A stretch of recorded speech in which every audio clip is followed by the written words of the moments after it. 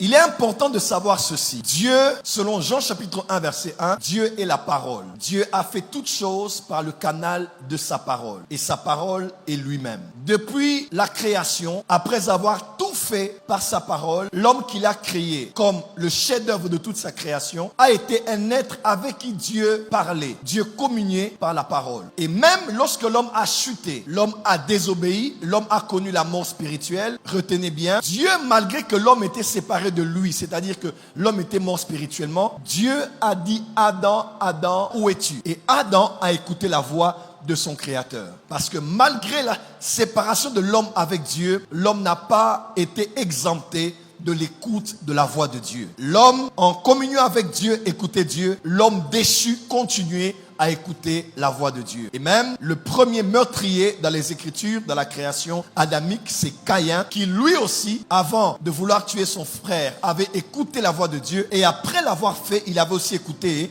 la voix de Dieu. En d'autres termes, Dieu a toujours voulu parler à l'homme. Et ça, c'est clair. Mais après la chute de l'homme, après la désobéissance à Éden, Dieu a gardé à toute la création, c'est-à-dire à tous les êtres humains sur la terre, 3 voies que Dieu a continué à utiliser pour parler à tout être humain, qu'il soit juif ou bien non juif. La première voie, c'est ce qu'on appelle la conscience. Le pasteur Jacques-André Vernon, en son temps, disait que la conscience est la dernière partie de Dieu qui est restée dans l'homme après la chute. La conscience est comme la police en vous. La conscience est comme une partie de Dieu à l'intérieur de vous. Même si vous êtes païen, vous êtes pervers, vous êtes corrompu, vous êtes ennemi de Dieu, la conscience en vous vous rappelle que ce que vous voulez faire est bien ou que vous avez fait est déjà mal. Parce que Dieu continue à parler à l'homme par le canal de ce divin dans l'homme que l'on appelle la conscience. Deuxième voie par laquelle Dieu a continué à parler à l'homme jusqu'à aujourd'hui, à toute la création après la chute, c'est la voie qu'on appelle la voie des rêves ou encore des songes. Vous allez voir dans les Écritures, un non-juif comme Pharaon pouvait avoir un songe, un non-juif comme un roi de Babylone ou de Perse a pu avoir un songe,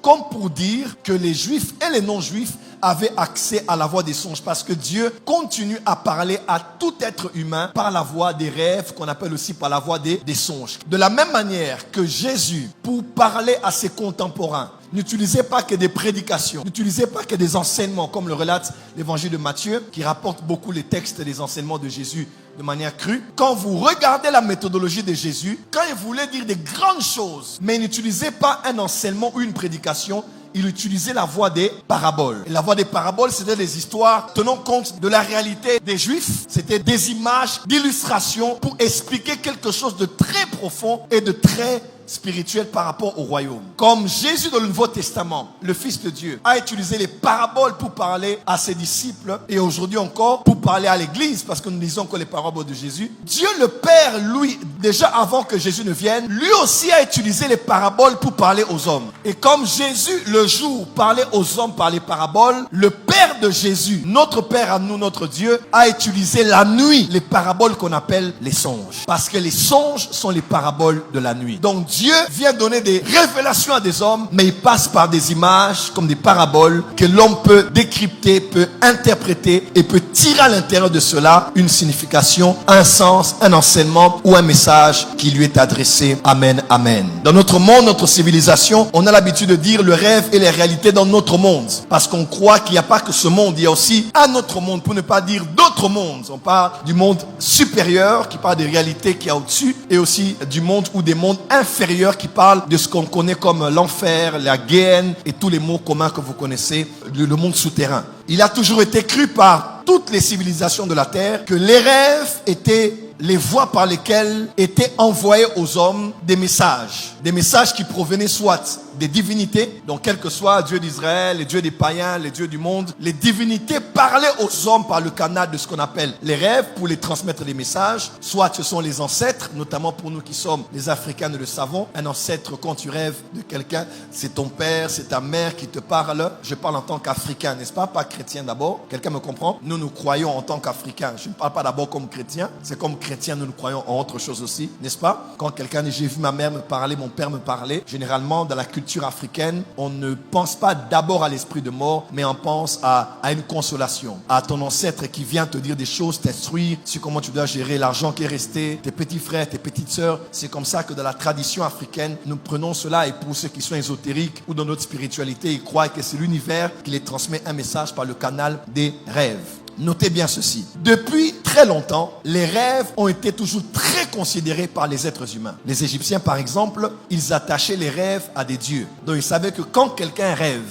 ou quand quelqu'un interprète les rêves, cette capacité de rêver, cette capacité d'interpréter les rêves était attachée à des dieux, à des divinités. Il y avait même en Égypte ancienne un manuel qu'on appelait le manuel d'interprétation des rêves. On appelait ça le livre des rêves. C'est dans ce livre-là, les Égyptiens, déjà dans le temps, ils avaient déjà prévu plusieurs types de rêves ainsi que leur interprétation. Donc ça n'a pas commencé aujourd'hui. Depuis les Égyptiens d'antan, eux aussi avaient déjà fait un manuel des rêves pour dire voici les rêves et voici leur interprétation. Et les Égyptiens, à part le fait de pouvoir rêver ou pouvoir interpréter les rêves, vous allez voir par exemple avec l'histoire de Pharaon qui avait eu des rêves, on cherchait autour de lui quelqu'un qui pouvait interpréter. Parce que autour des rois, il n'y avait pas que des conseillers, il n'y avait pas que des eunuques. Il y avait beaucoup de types de personnages, mais il y avait surtout ceux qui étaient là et qui avaient l'art et la capacité d'interpréter les rêves. On appelait ça l'oniromancien. C'était des oniromanciens. Dans la Rome antique, pour ceux qui ne savent pas, au Sénat, quand les sénateurs se réunissaient et qui devaient légiférer, établir des lois, analyser les lois et la vie de la cité, ceux qui ne savent pas, dans la Rome antique, il y avait des moments spécifiques où dans la pléiade des sénateurs, où on devait interpréter les rêves.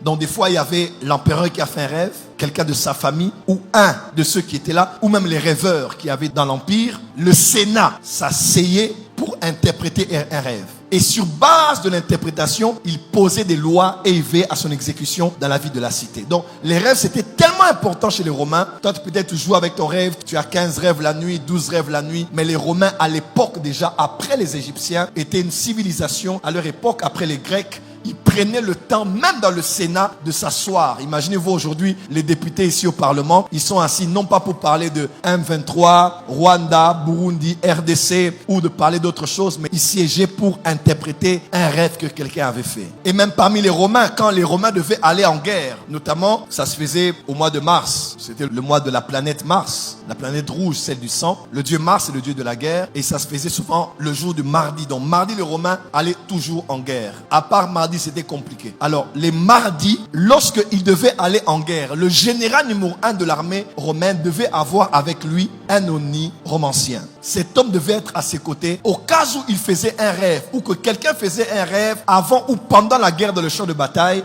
Cet homme qui interprétait les rêves devait être là pour interpréter rapidement le rêve parce que on croyait que le dieu Mars qu'on a invoqué pouvait s'adresser à l'armée et nous donner par quelqu'un un rêve et ce rêve devait être interprété. Donc vous voyez par quel niveau on considérait les rêves. Même dans l'armée, les stratégies n'étaient pas déterminées que par un plan préalablement établi ou par la connaissance du relief ou des montagnes, des vallées ou même de la force militaire de l'adversaire. On établissait aussi les plans en fonction de ce que l'interprétation des rêves nous avait donné sur le champ de bataille. Pour ceux qui connaissent l'histoire, on parle même de la fureur d'Adolf Hitler. Un jour, on raconte son histoire. Adolf Hitler était avec ses hommes en armes. Ils étaient quelque part sous un arbre et Adolf Hitler a fait un rêve. Et dans le rêve, il se voyait engloutir dans la terre. Il y avait des arbres qui tombaient. Il y avait comme une détonation. Adolf Hitler, en pleine nuit, se réveille et dit non, je quitterai si j'irai dormir à côté. Il s'est juste levé. Il allait dormir un peu plus loin lorsqu'il avait laissé ses camarades avec les armes. Quand il s'est déplacé un peu pour aller dormir, à peine il dormait, il y a eu une bombe qui est tombée. Là où il dormait avant, la bombe est tombée et tous ceux qui étaient là sont morts. Bref, même Adolf Hitler, sur le champ de bataille, il avait eu un rêve. Je ne sais pas qui l'avait inspiré cela. Il avait eu un rêve, mais qu'il avait prévenu du danger qui était en train d'arriver. Dans la Grèce antique, il y avait une pratique qu'on appelait l'incubation des rêves. Cette pratique était aussi chez les Égyptiens, les Romains, et même encore aujourd'hui, les musulmans le font. Bon, du moins pour ceux qui pratiquent les relations avec les marabouts, même les christianismes célestes le font aujourd'hui. Je dirais religions qui viennent notamment du Bénin, ou beaucoup d'autres croyances. On appelle cela l'incubation des rêves. Alors chez les Grecs, il y a un dieu qu'on appelle Morphée. Morphée, qui est le fils du sommeil et de la nuit. Quand on parle de Morphée, on parle des